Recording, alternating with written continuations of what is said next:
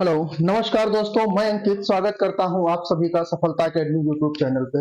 सभी लोग फटाफट जुड़ जाएं बाबू, क्लास को ज़्यादा से ज़्यादा लोगों तक शेयर कर दें।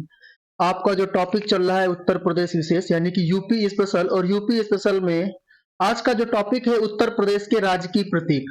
आप देखे होंगे जो भी एग्जाम आपका होता है, अगर उत्तर प्रदेश का एग्जाम है तो वहां पे राजकीय प्रतीक वगैरह से एक दो क्वेश्चन पूछ लेता है। राजकीय प्रतीक का कहने का मतलब राजकीय खेल क्या है, राजकीय चिन्ह क्या है, राजकीय पुष्प क्या है, ये सारी चीजें, राजकीय भाषा क्या है।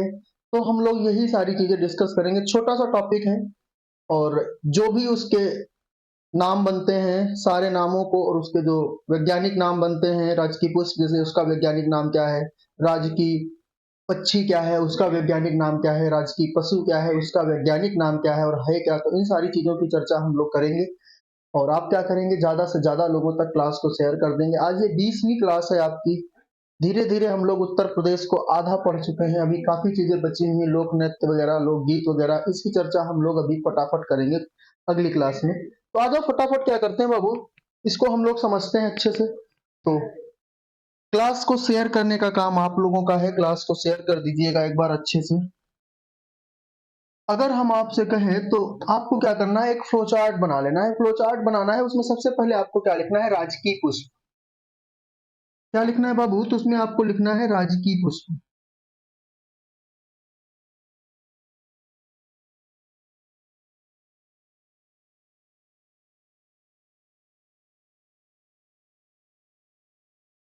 राजकीय पुष्प।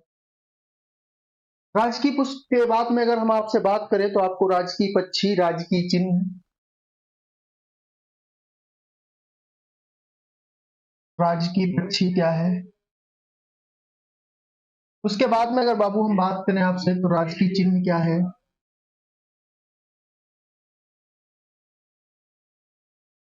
राजकीय चिन्ह क्या है। राजकीय चिन्ह के बाद में अगर हम आपसे बात करें तो राजकीय खेल क्या है, राजकीय भाषा क्या है, राजकीय वृक्ष क्या है, राजकीय खेल, राजकीय खेल क्या है। और राजकीय खेल के बाद में राजकीय भाषा क्या है।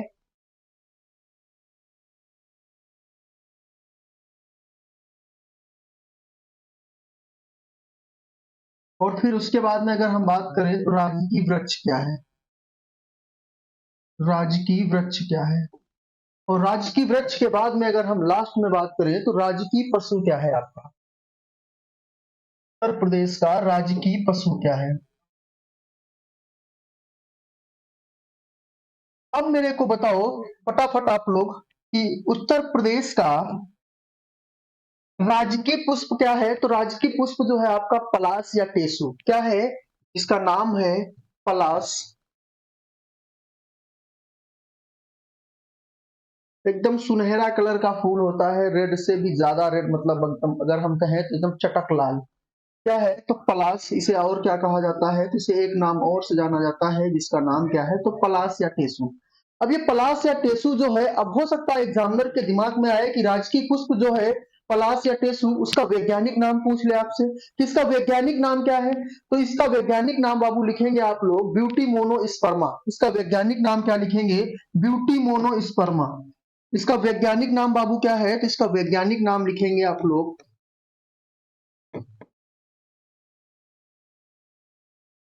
वैज्ञानिक नाम क्या है, तो ब्यूटी मोनो, ब्यूटी मोनो। इसका वैज्ञानिक नाम क्या है, तो इसका वैज्ञानिक नाम है ब्यूटी मोनो स्पर्मा।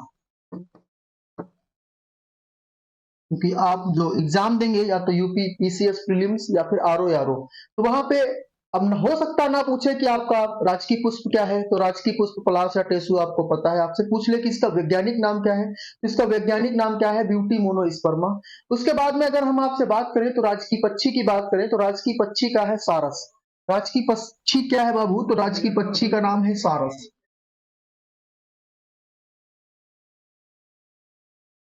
क्या है सारस। सारस को एक नाम हो सकता है, सारस ना लिख के आए तो सारस को हो, या फिर इसको आप क्या कह सकते हैं, क्रॉन्च। सौरस को हो या फिर क्रॉन्च को, ये आपको दिख नहीं रहा होगा, दूसरे कलर से लिख दे रहा हूं। क्या है बाबू? तो सारस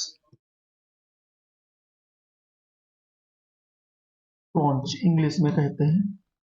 अब इसका वैज्ञानिक नाम क्या है? अब इसका वैज्ञानिक नाम क्या है बाबू? तो इसका वैज्ञानिक नाम लिखेंगे, बताएगा कोई? इसका वैज्ञानिक नाम क्या है? इसका वैज्ञानिक नाम क्या है? सारस या क्रॉन्च का वैज्ञानिक नाम क्या है? तो इसका वैज्ञानिक नाम है ग्रेस एंटीजोन। इसका वैज्ञानिक नाम क्या है? तो ग्रेस एंटीजोन। इसका वैज्ञानिक नाम क्या है बाबू? तो इसका वैज्ञानिक नाम है ग्रेस एंटीजोन। अगर हम आगे बात करें तो राजकीय चिन्ह है, राजकीय चिन्ह में एक वृत्त, दो मछली और तीर धनुष। क्या लिखेंगे आप? एक वृत्त, एक वृत्त, एक वृत्त, दो मछली, एक वृत्त,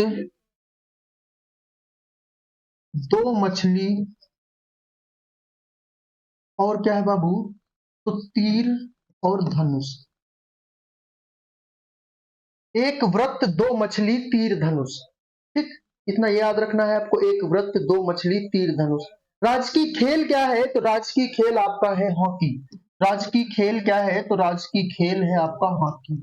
राजकीय खेल क्या है बाबू? तो राजकीय खेल है आपका हॉकी।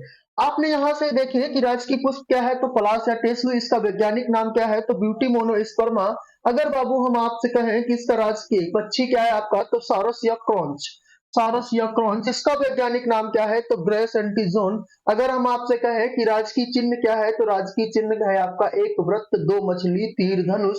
राजकीय राजकीय खेल क्या है? तो राजकीय खेल है आपका हॉकी। ये 4 पॉइंट आपके यहाँ से इंपॉर्टेंट बनते हैं, ये 4 पॉइंट आप इनको याद रखेंगे भाई। उसके बाद में फटाफट अगर हम आए तो राजकीय भाषा की बात करें तो राजकीय भाषा आपको पता है कि राजकीय भाषा क्या है? तो राजकीय भाषा है आपकी हिंदी और उर्दू। क्या है बाबू? तो राजकीय भाषा आपकी है हिंदी।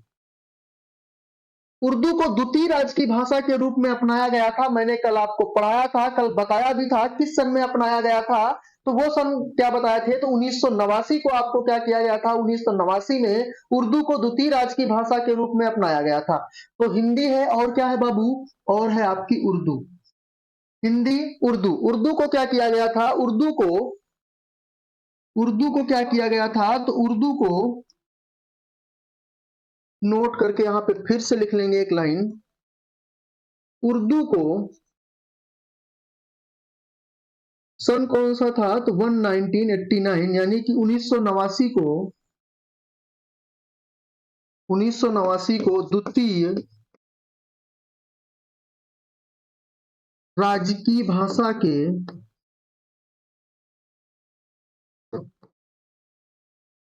द्वितीय राजकीय भाषा के रूप में अपनाया गया।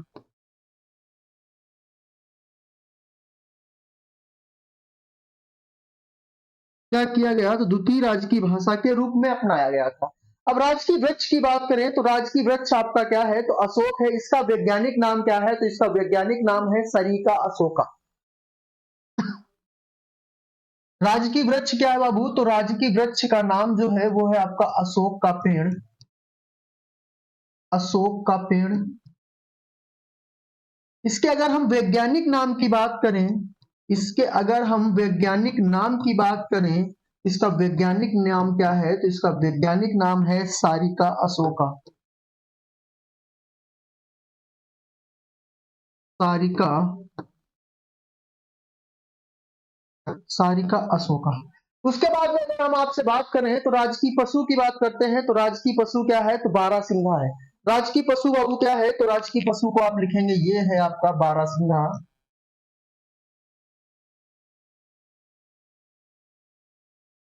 बारहसिंघा। इसका वैज्ञानिक नाम क्या है? तो इसका वैज्ञानिक नाम बताएगा भाई कोई? इसका वैज्ञानिक नाम क्या है? बारहसिंघा। और बारहसिंघा का वैज्ञानिक नाम क्या है? बहुत ही इंपॉर्टेंट है कि बारहसिंघा का वैज्ञानिक नाम क्या है? तो रूसेवर्स डुवोसिली। रूसेवर्स डुवोसिली। इसका वैज्ञानिक नाम क्या है? तो इसका वैज्ञानिक नाम आप लिखेंगे रूसेवर्स डुवोसैली। रूसेवर्स डुवोसैली। इसका वैज्ञानिक नाम क्या है? डुवोसिली। डूसेवर्स डुवोसिली, गलत लिख गया है, डुवोसिली।